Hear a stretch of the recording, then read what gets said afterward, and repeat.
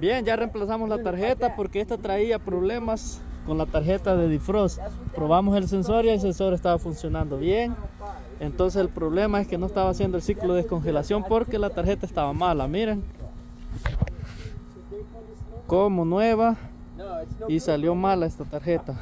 Vamos a tirar la basura.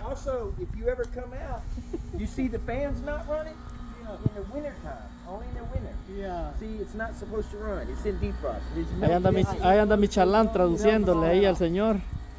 Chalán. El chalán va, cuñado.